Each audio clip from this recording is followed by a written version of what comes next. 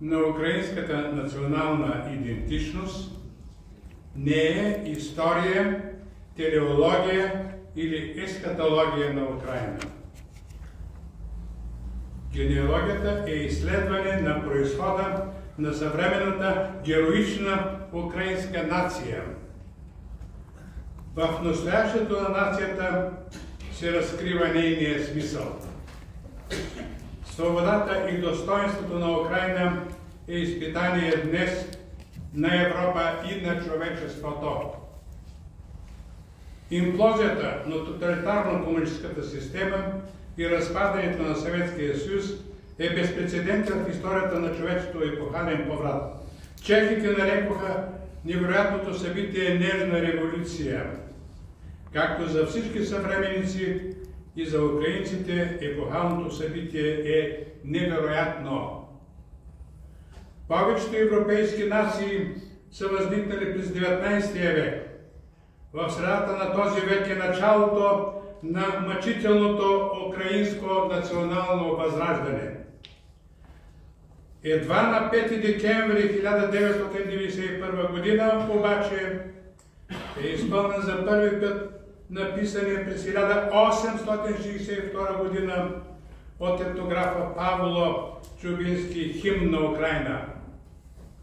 Когато първият президент на Украина след разпадането на Съветския съюз стъпва като държавен глава на свободна и суверенна национална държава, химнът е изпълнен за пръв път официално, сякаш е написан за този ден.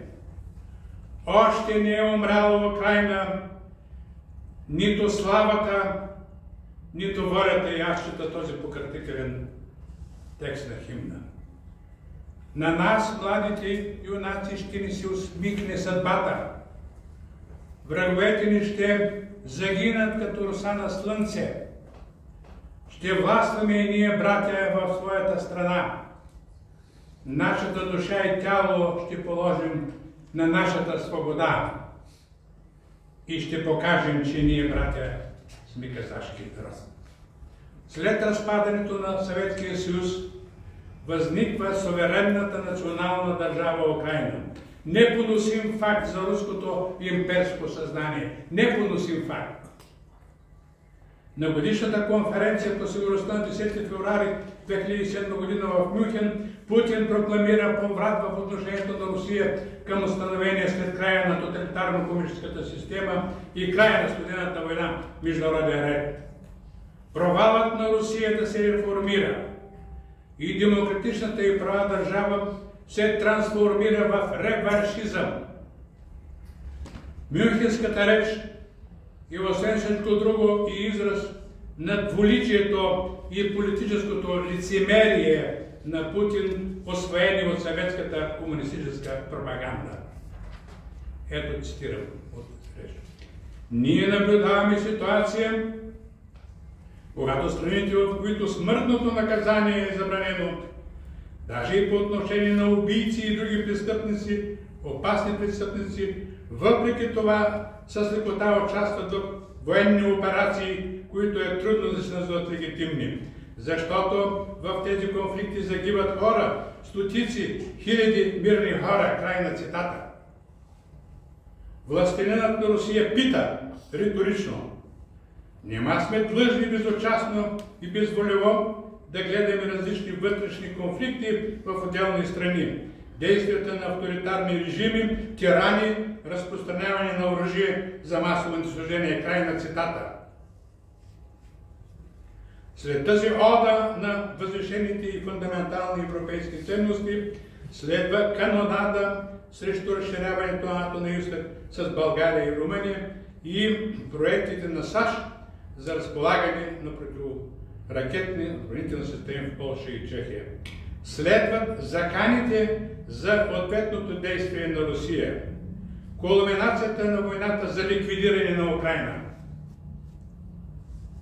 Постсъветска Украина е изправена пред преплетени, непознати, многоизмерни проблеми и подводни течения. По върховете изплуват лица на комунистическата номенклатура, които се обръщат в нови роли или гледат на трансформацията като бедствие, на което трябва да се противостои. Наложителни са радикални икономически реформи с оглед на задълбочаваща се икономическа криза. В периода 1992-1994 година се развихра главозамайваща инфлация и корупция. Кризата изостра дилемата Европа или Русия. Корупцията компрометира демокрацията и подхранва носталгия по миналото.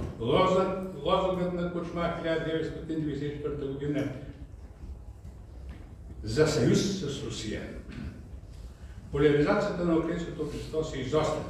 Нараства социалното неравенство. Олигархията е алчна за политическа власт.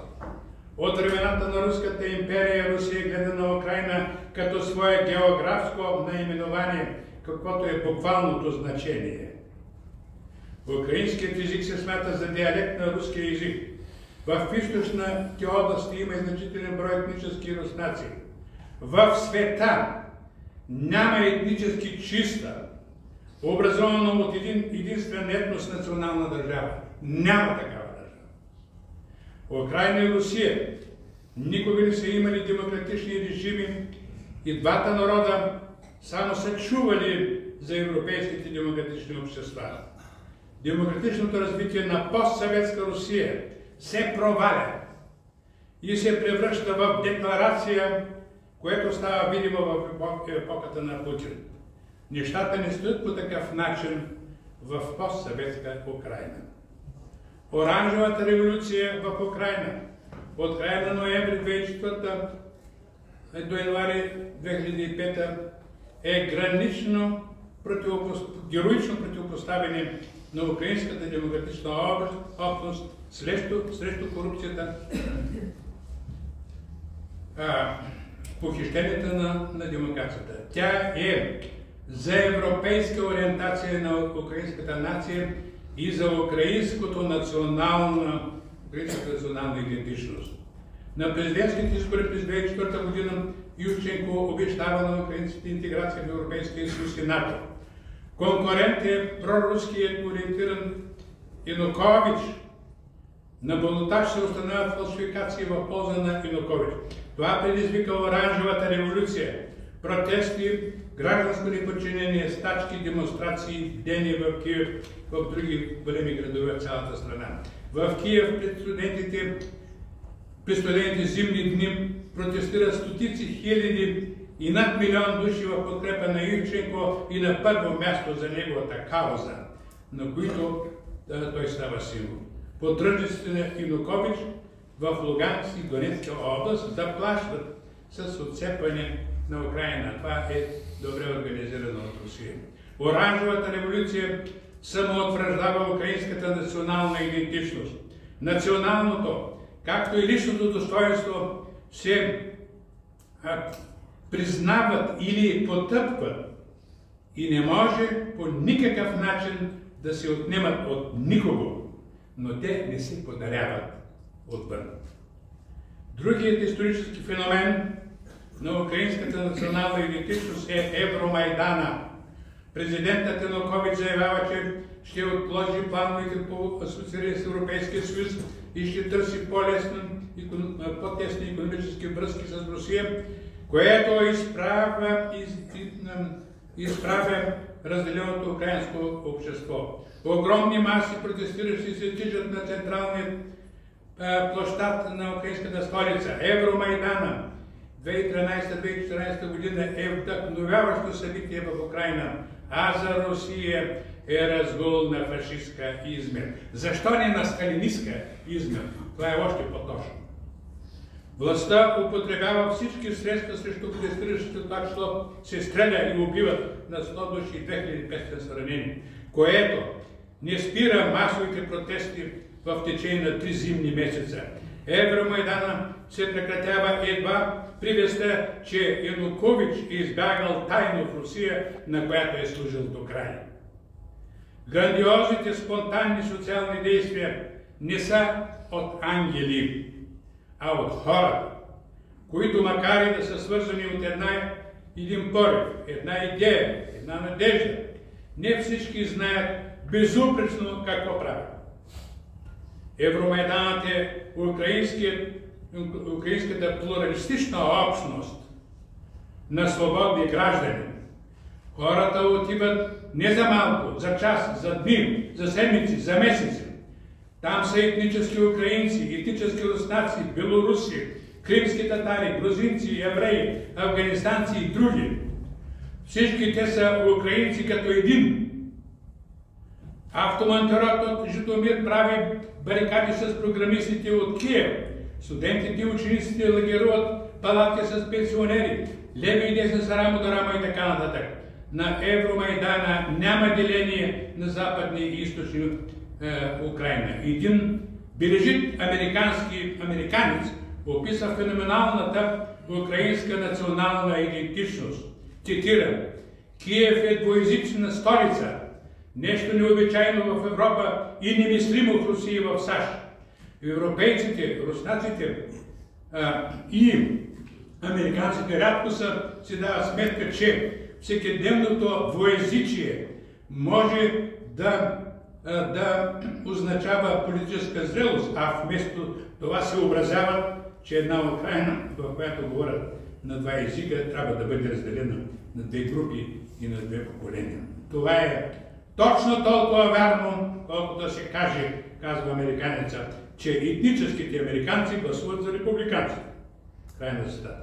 В Украина езикът е спектър, а не линия. Или пък, ако е линия, то това е линия, която преминава през хората, а не между тях. Тук искам да направя пауза. Но това е зашеметяващо. Пост-тоталитарните национални общества, в това число пост-съветска Украина, още повече пост-съветска Русия, познават себе си недостатъчно. Причината е в миналото. Тоталитарните общества не се самоописват, тъй като няма свобода на публичното изразяване. Проблемът на постсъветска Русия, постсъветското руско общество е още по-тежък, тъй като в Русия демократичният процес не се развива, а се проваля.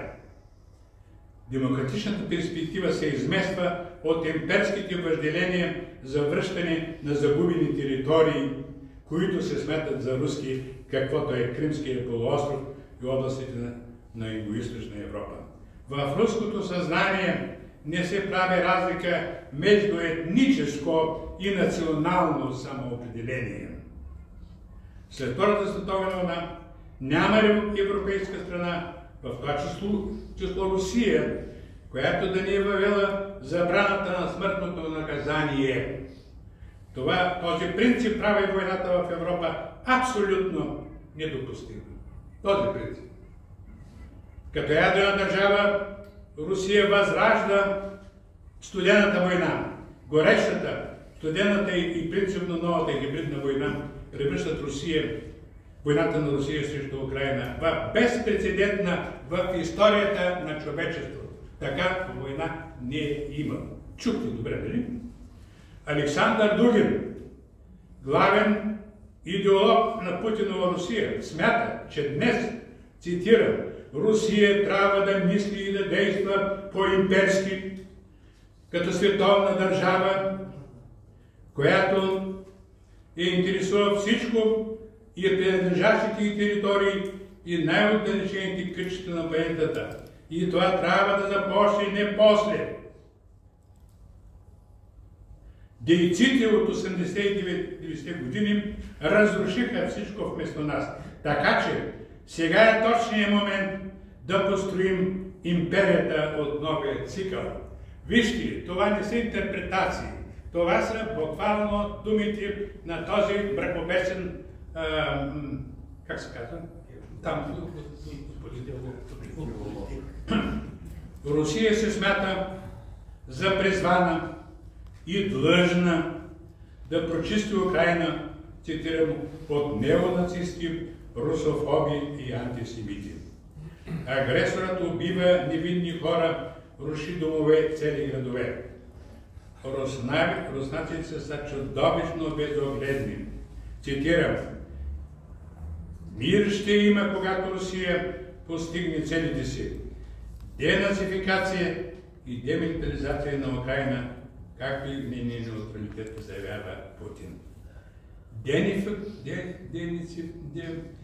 Денацификацията е заличаване на украинската национална идентичност.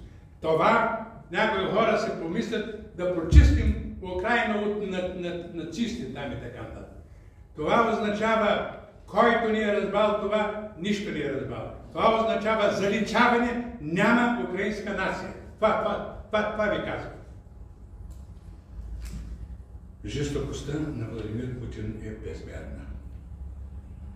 Неговият светоглед е формиран под влиянието на фашистката философия на Иван Илин, чието мощи са препогребани от Швейцария в Русия по волята на кремълския господар.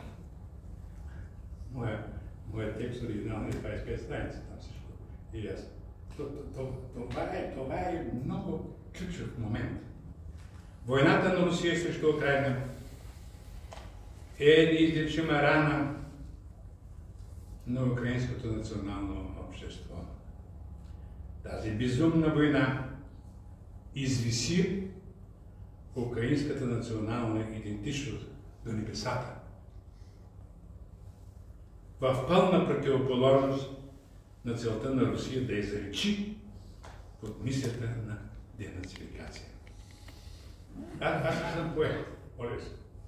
Украинската национална идентичност доказва, че Украйна не може да бъде победена от Русия. Войната е фатално разрушаване за Русия, разрушителна за Русия и нямам отговор на въпроса как днешна Русия ще спаси себе си.